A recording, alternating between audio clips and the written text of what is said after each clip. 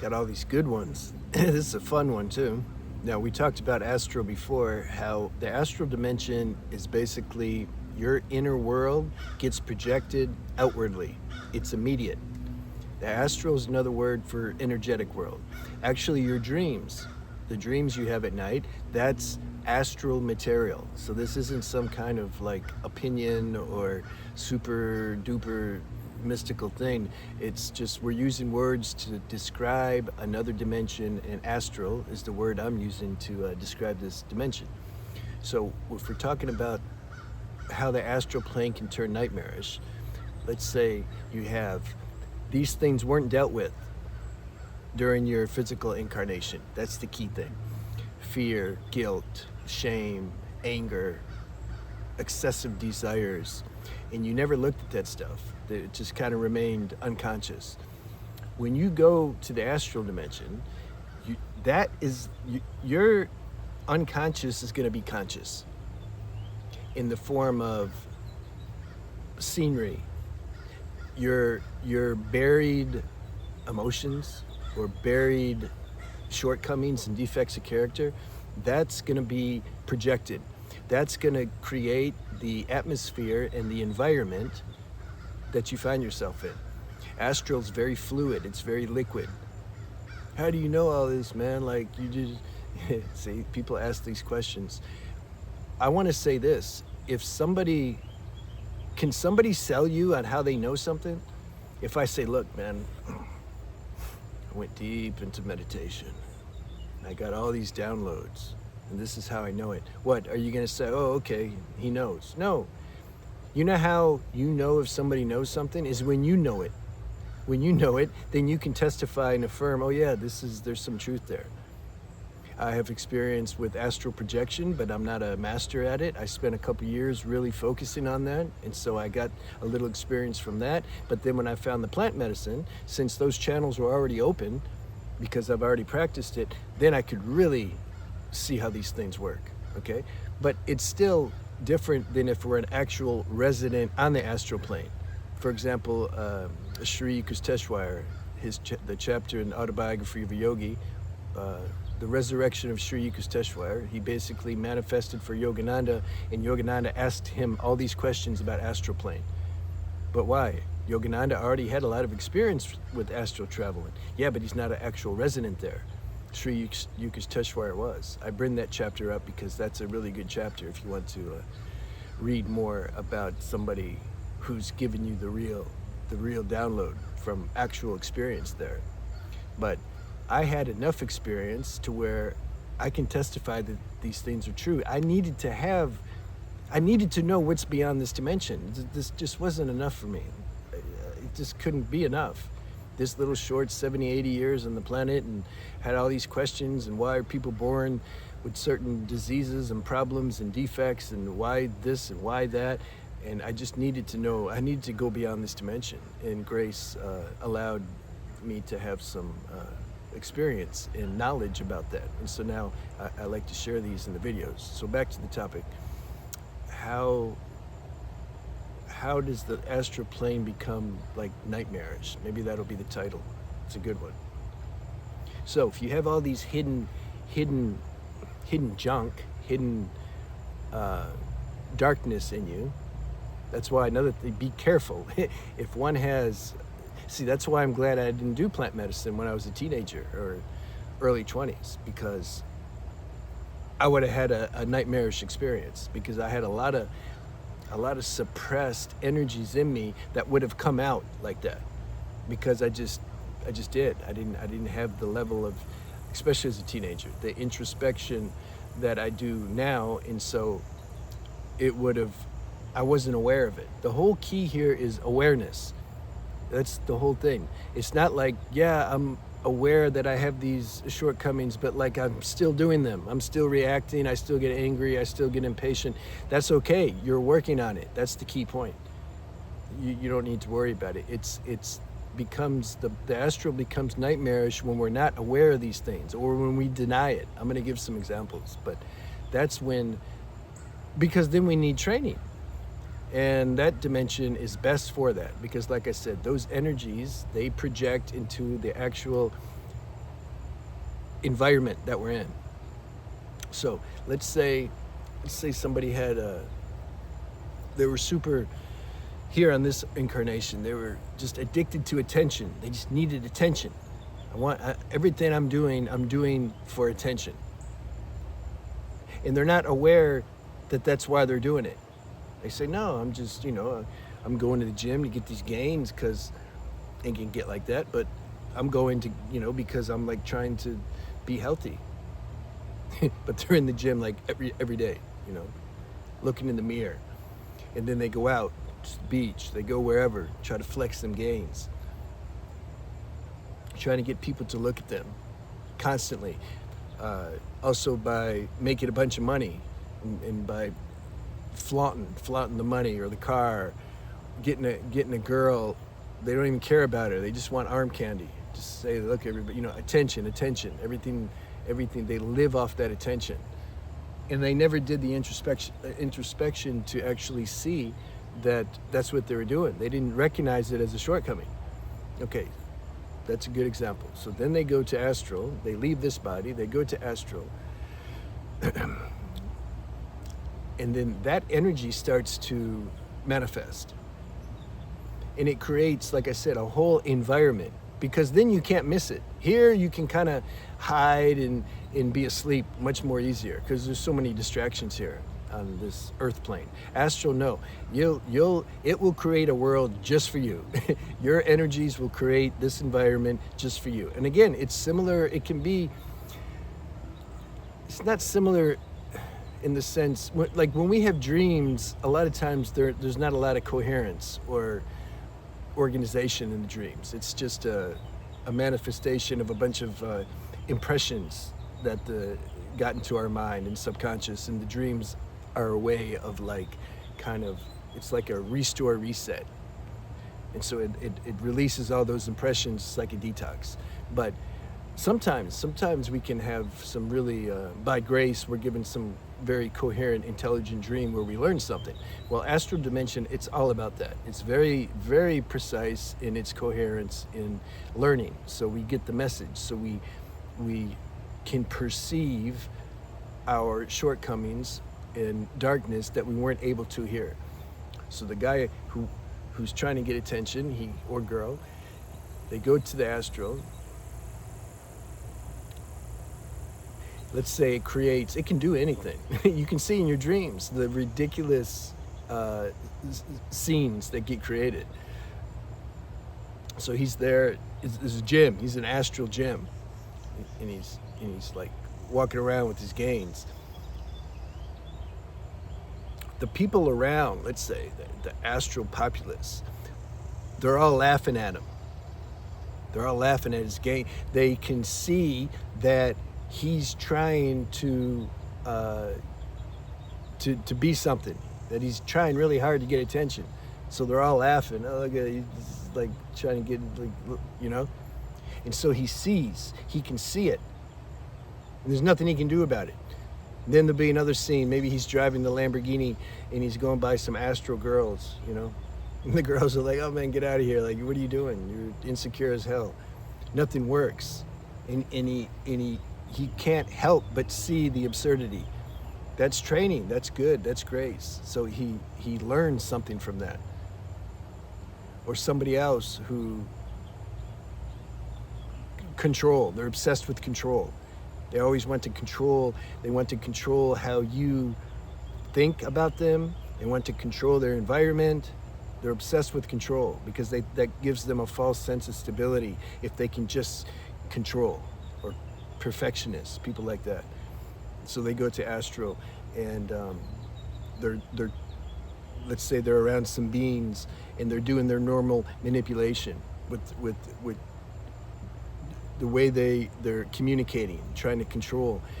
But the person's face, let's say, it keeps changing, that they're trying to manipulate and control. It goes from angry to indifferent to laughing at you to fearful. You can't control it. There's no strings to pull to control. Or they're trying to control their environment, and so he's in a certain environment, and maybe the ceiling keeps changing, or the walls keep changing colors, or the ground keeps changing, or it gets removed. And he starts tripping. Just what do I got to do? I'm like, what do I got to do? How do I get this control? And then let's say everything just goes quiet. And then somehow he starts to realize, wait a minute, I can't control anything. I can't control this existence.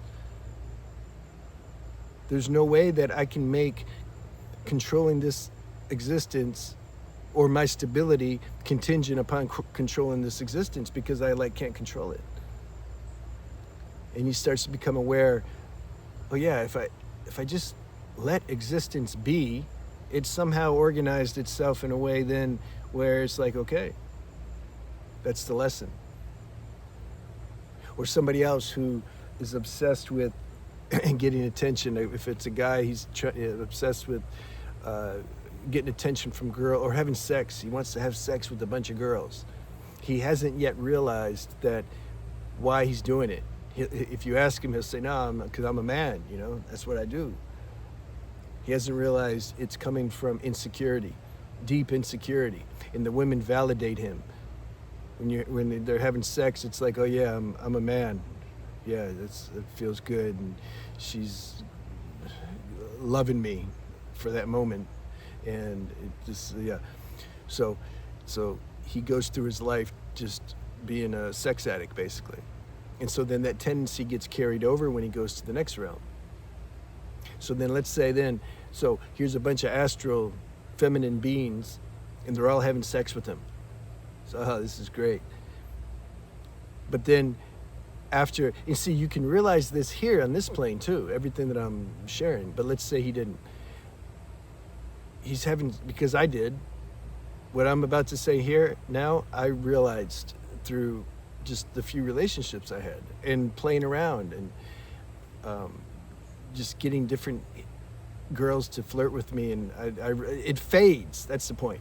So he's having sex with all these girls on the astral realm, but yet the feeling, the satisfaction keeps fading.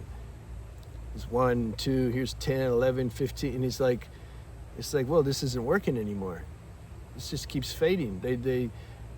Well, wait a minute, they're using me, actually. These are what do you guys call them? The astral word for it? The semen retention guys, they keep complaining that these astral women come after them in their sleep. They blame them for the wet dreams. I don't know, you know the word, put it in the comment. So the guy starts to realize they're like using me for the energy.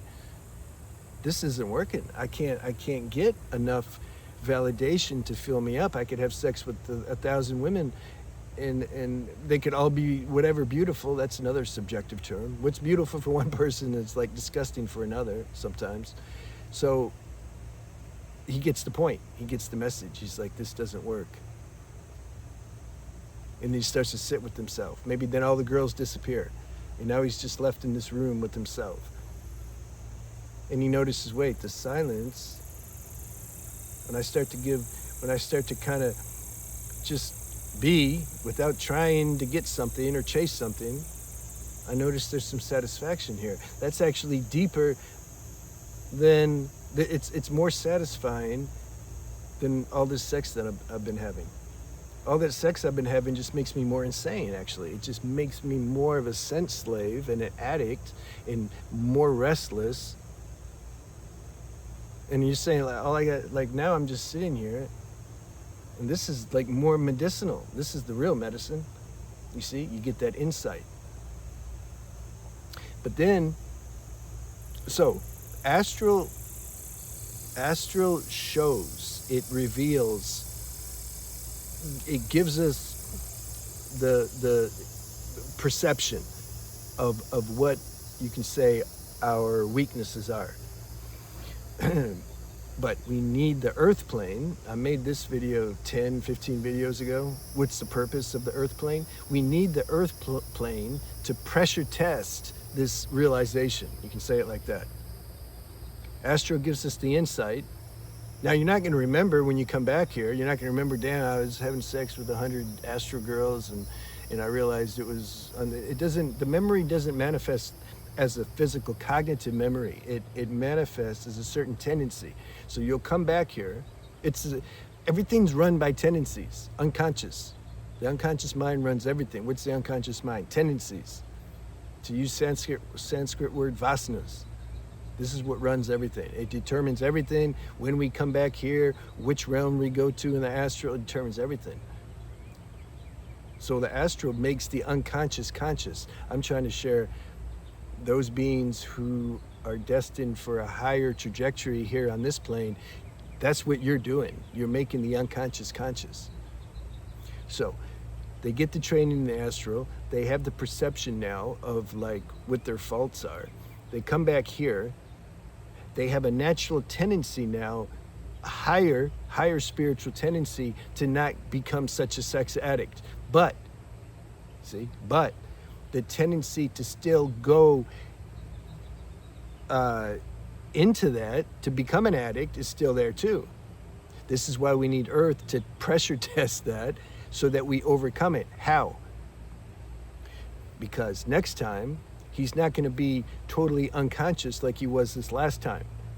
He may start to repeat the same pattern, having promiscuous sex and this girlfriend and then that girlfriend, and oh yeah, but then he starts to realize quick now, because of this inborn higher spiritual tendency he got from the astral world, he starts to realize this isn't satisfying at all. This sucks. So then he gets to sit with those feelings instead of running to the next girl and trying to sexualize it away. He doesn't feel to do that now because, you see, he's higher being, older soul, more evolution. That insight just comes from all this training that we got from who knows how long. So this being becomes more introspective now. So he may act out the habit a little bit, suffer it a little, and then he's going to start to come out of it. He's going to sit with himself and let all this insecurity and just feeling not good enough and unworthiness, he's going to let that, it just burns out. If you don't energize it or sweep it under the rug or the carpet by going to indulge in more addictions and habits, that's what keeps it alive, because you're not looking at it. So when you stop that behavior, that stuff has a chance to come out. It's like the ink bottle example I give sometimes. The ink bottle's full of dirty ink, and so you keep pouring water in it, and it purifies the bottle. This is what happens when we don't act out in these addictions and habits.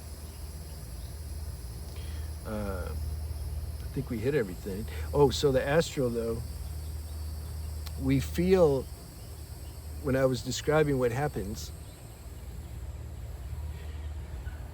we don't have a physical body to buffer this pain. See, astral pain's emotional pain. It's not physical pain. We don't have a body. You know, the body can buffer that because it can be it's distraction. This is why a lot of people can't do the introspection here. It's because of all the distractions. This dense world's super distracting, man. You got to get a job, make money, and you got to do this, and this person wants your attention, and and you got habits and addictions to indulge in. Astral, you don't have all that. You're going to have a vivid scenario tailor-made for you to show you the things you didn't look at here, and you can feel it all at once. Your defects come up, they manifest as a certain scenery. You're not getting the response you used to get from when you were here because you can't manipulate with the astral beings, because they can see you clear. Everything's transparent there. All the stuff there's insecurities we'd hide and thinking, we're something, and all our ulterior motives, that stuff, man, is transparent on the astral. That's the training. That's the good part. That's why if you don't have anything to hide here, you're going to enjoy astral. You just don't have anything to hide. Yeah, okay, I have faults, and everybody does. No problem. I'm working on it. I'm trying to, that's all you can do. Then your scenery is going to be a much higher level, more enjoyable one. But after you get the lesson in astral, once you see through that, See, you're in this loop for a while, and that can happen with plant medicine. This is how people have bad trips. You can see my plant medicine book. I have a chapter on the bad trips. They get in a loop because I've seen them. I've seen it happen in the circles, the ceremonies. They're in that loop, man, of like being shown, because the plant medicine can do the same thing. It can show it makes your unconscious conscious. And if you're not ready for it, if you don't have the capacity to assimilate that, because it happens fast, it can. It just depends. We don't know how these things work, but it's like the person, all this darkness, it can take them over, and they can start tripping out, doing all kinds of things. So once you see through it, though, it's a little more dicey, obviously, doing the plant medicine than the astral. The astral, again, it's more organized. Once the person sees the point, the lesson, it's not the people who are laughing at him, say, oh, you're so stupid. No, they're doing it to show, like, he can't hide. He's trying to hide behind pride and this act, but the astral strips it away. And so then the beings will laugh at him, like, man, what are you doing? That's for his benefit.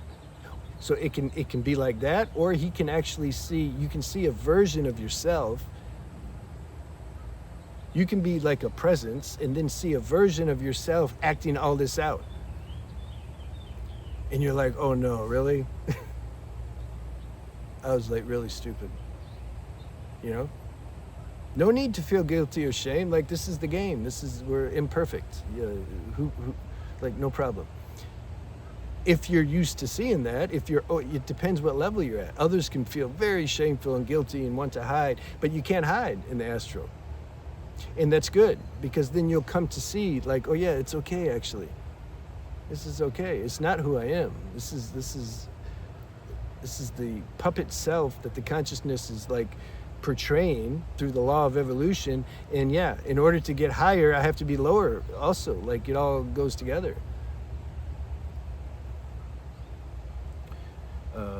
I think we hit everything, but yeah, it's not. So when I say the astral plane's nightmarish, it's not punishment though. It's revelation. Everything is. It's all training. This plane, that plane. But I'm just saying, the more purified one is, the more aware a being is while they're here,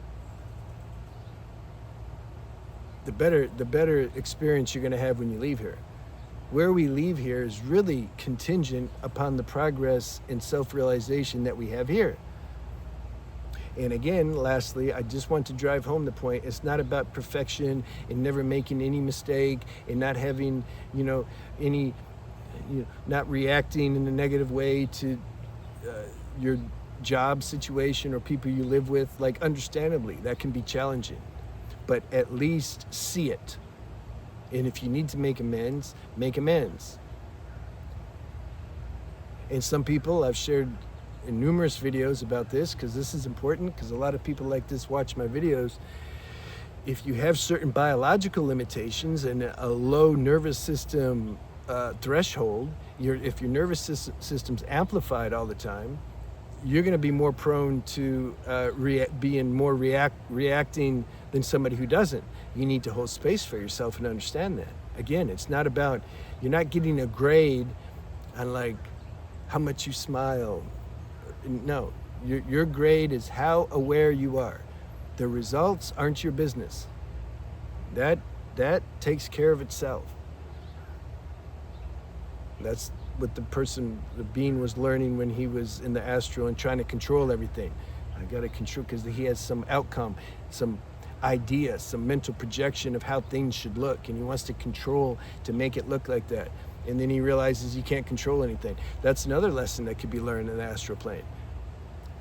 Those who imagine they're like so spiritual. I want to watch that. I want to watch that scene. The spiritual foo-foos.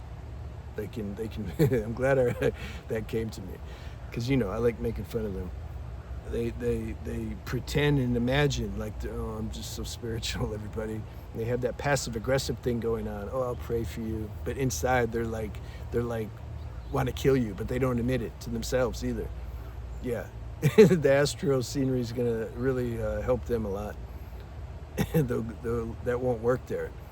Their resentment and demise inside that they have towards you, that's going to be projected. They can see that. That's going to come out.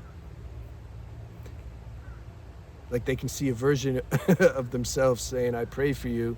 And at the same time, a monster's coming out of them trying to kill you. Like, whoa, what's up? I thought you were going to pray for me. You can't hide anything there. See? I don't think I get many of them watching my videos because the energy field spits them out usually because I'm always making fun of them. Because, yeah, I'd rather have... I said before, I'd rather have somebody in the mafia who robs banks but has a genuine desire to grow, and who admits, like, I'm stuck, man. I can't really do anything. But I want to come out of this. I'd take that being any day over the false theatrical spiritual play. All right, let me know how you like that video. I'll see you.